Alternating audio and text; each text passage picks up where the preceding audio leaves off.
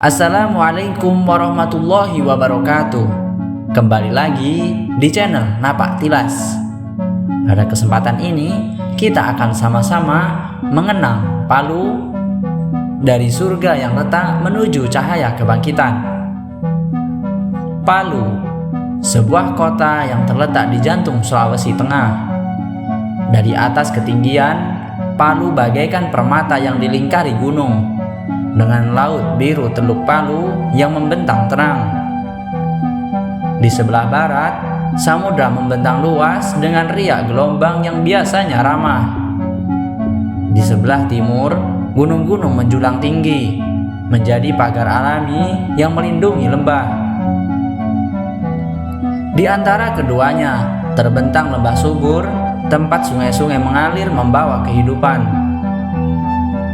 Palu adalah kota yang diberkahi. Angin yang berhembus di siang hari adalah saksi bahwa para nelayan yang menggantungkan hidup dari lautan. Sementara matahari senja yang perlahan tenggelam di ufuk barat adalah lukisan indah bagi para perantau yang merindukan kampung halaman. Di sini budaya menyatu.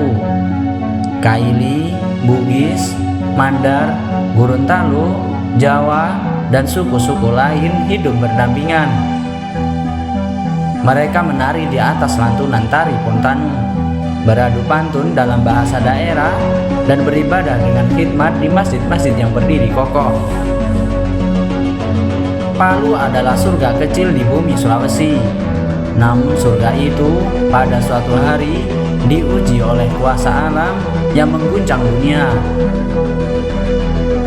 Jumat sore 28 September 2018, waktu menunjukkan pukul 18.02 WITA, orang-orang baru saja bersiap untuk menunaikan sholat maghrib. Anak-anak masih bermain di pesisir pantai, sebagian pedagang menutup kios mereka, sementara ibu-ibu menyiapkan hidangan makan malam. Lalu dalam sekejap, bumi bergetar. Gempa berkekuatan 7,4 skala Richter mengguncang. Getarannya begitu dahsyat hingga jalan-jalan terbelah, bangunan roboh, dan jembatan runtuh. Namun tragedi tak berhenti di sana. Laut Teluk Palu bangkit dengan amarah.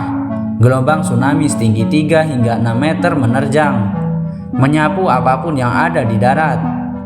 Rumah, masjid, kendaraan, dan manusia hanyut bersama derasnya air. Di beberapa titik, sesuatu yang lebih menakutkan terjadi, yaitu likuifaksi, di mana tanah berubah menjadi lumpur hidup.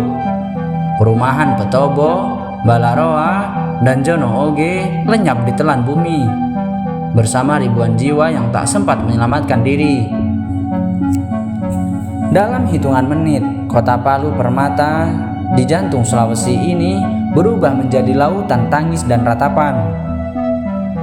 Gempa, tsunami, dan likuifaksi itu merenggut lebih dari 4.340 jiwa. Sekitar 10.000 orang luka-luka dan 667.000 jiwa kehilangan rumah dan tempat tinggal.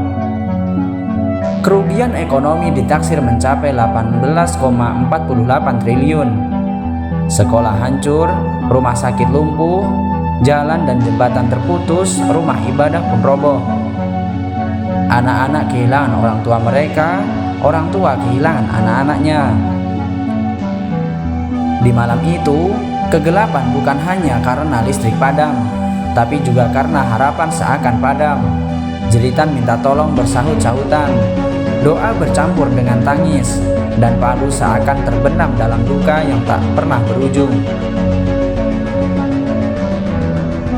Bencana ini bukan sekedar fenomena alam, ia adalah peringatan. Manusia dengan segala kebanggaan teknologinya tak berdaya menghadapi kuasa Allah. Rumah yang kokoh runtuh dalam sekejap, jalan yang megah terbelah bagai kertas. Tanah yang selama ini dipijak justru menelan manusia ke dalam perut bumi. Bukankah Allah Ta'ala berfirman, "Dan tidaklah kami mengutus tanda-tanda bencana, melainkan untuk menakut-nakuti manusia agar manusia kembali kepada Tuhan Yang Maha Esa." Quran Surat Al-Isra ayat 59. Palu mengajarkan kita bahwa manusia hanyalah makhluk yang lemah. Kita sering lupa, terlalu sibuk mengejar dunia, seolah kita berkuasa atas segalanya. Pada hari itu, semua orang sadar, tiada daya dan upaya kecuali dengan pertolongan Allah SWT. Maka bencana ini adalah panggilan untuk bertaubat, untuk kembali kepada Allah, kepada Tuhan Yang Maha Esa, untuk mengakui kelemahan diri dan untuk selalu bertawakal. Di balik puing-puing kehancuran, ada suatu yang menggetarkan, yaitu solidaritas kemanusiaan. Muhammadiyah Disaster Management Center atau MDMC mengerahkan lebih dari 1.000 relawan. Mereka mendirikan dapur umum, sekolah darurat, posko kesehatan, hingga hunian sementara. Bantuan yang disalurkan mencapai puluhan miliar rupiah. Nahdlatul Ulama, NU Care, sampai Lajisnu hadir dengan logistik, pendampingan spiritual, hingga program pemulihan trauma. Palang Merah Indonesia atau PMI mengirim relawan, suplai darah, tenda, dan layanan medis. TNI, Polri, dan Basarnas menjadi ujung tombak pencarian korban, bekerja siang dan malam tanpa lelah. Lembaga internasional seperti UNICEF, IMCF, WHO, UNDP, dan puluhan lainnya ikut mengirim bantuan, obat-obatan, hunian, hingga sekolah darurat. Masyarakat Indonesia dari Sabang sampai Merauke bersatu. Donasi mengalir deras, doa-doa dipanjatkan, dan Palu tidak sendirian. Air mata berubah menjadi solidaritas, duka berubah menjadi doa bersama. Hari-hari setelah bencana penuh perjuangan, kota seakan lumpuh, namun perlahan kehidupan kembali berdenyut. Anak-anak kembali belajar di sekolah darurat, pasar mulai beroperasi meskipun sederhana. Nelayan kembali melaut dengan perahu seadanya. Pemerintah membangun ribuan hunian tetap, memperbaiki infrastruktur, dan merencanakan pemulihan ekonomi. Muhammadiyah, NU, dan berbagai organisasi terus mendampingi. Luka yang menganga perlahan berubah menjadi harapan.